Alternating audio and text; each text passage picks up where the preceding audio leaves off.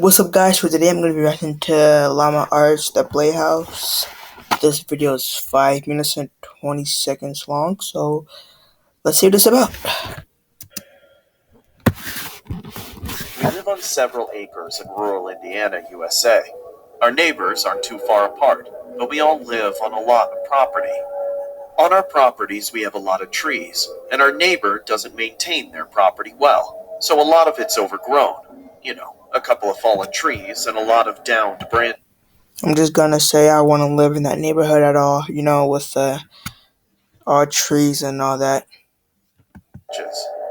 We knew the state of their property was probably because it was an older couple that owned the house and the property was vast. We have a creek separating our homes as well, but a small strip of their property is accessible from our backyard. Due to the overgrowth and trees, we weren't able to see much of their property when we first moved in the summer, and of course we didn't go onto their land because we didn't want to trespass. One night, my daughter and her friend were camping in the backyard and ran inside, swearing that they heard a kid laughing or crying in our backyard. I figured it was their imagination from too many scary stories while in the tent, but went out to investigate briefly just in case. I heard a faint noise coming from just beyond our property line. I moved the flashlight into the general direction and called out to whoever may be in the trees. Yo, this neighborhood sounds so creepy, yo. Like, really, really creepy. The sound stopped. I decided it was probably just a couple of stray cats, but just in case, I had the girls set up the tent in the living room. The next day, after taking my daughter's friend home, curiosity got the best of me, and I decided to investigate the area by our property line. As I neared the line of trees, I saw a small path I had never noticed before. Since I knew my neighbors were too far and the trees were too thick, they couldn't see me on their property, so I stepped onto the small path. I walked slowly, looking down, watching for poison ivy and fallen branches. I wasn't too far in when I saw a dirty, broken kid's toy on the ground, wrapped in overgrown weeds. I looked up, and in the distance I saw a small, white shed-like structure. Oh, heck no. Like, first of all, why would elder people even live, like, there? I don't know, like, that neighborhood just sounds like really strange. As I got closer, there were more and more toys scattered on the ground, some partially buried, all broken and dirty. Then there was barbed wire, and I could see the front of the shed and realized it was a large playhouse with a wooden alphabet decorating the outside. I was starting to feel uneasy. This playhouse was at least half a mile or more from the only house on the property. I stopped in my tracks, letting my imagination go a little, when I felt a tap on my shoulder. I must have jumped a foot off the ground, only to turn around and see that my daughter had followed me.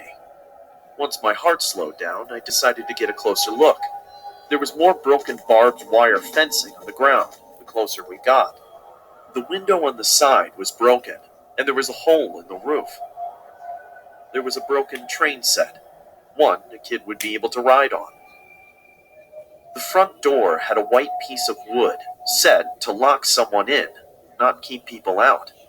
At this point, my daughter was in full panic mode and begging for us to walk back to our house, but I had to at least look through the window, or my mind would wander with all the possibilities of what could be in there. As I was stepping to the side of the shed, my daughter was following close behind. In her fear, she was paying more attention to me than where she was stepping, and she cut her leg pretty deep on some barbed wire that was hidden in overgrowth.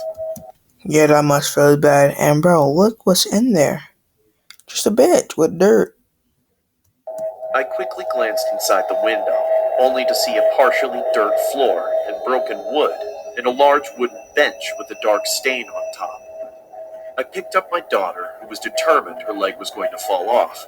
We left the neighbor's property, and I took her to the doctor to get a tetanus shot and get her cleaned up. That night after dinner, I let the dog out, but couldn't get her to come back in. I let her stay outside for a while and checked again a little later.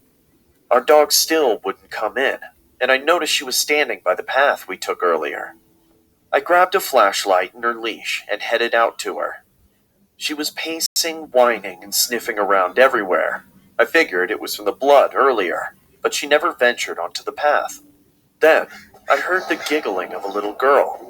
I called out to the child, but there was no answer in return, just some rustling in the leaves. I ran inside with the dog to check on my Yo, call the police. daughter to make sure that she was still in the house. She was laying in bed, fast asleep. The next morning, I went straight to the playhouse, but as I was approaching, something was wrong. The broken toys seemed to be in different places, and when I got to the playhouse, my heart felt like it was a ton of bricks. All over the side of the playhouse were children's drawings, in my daughter's blood. Yo, that's crazy.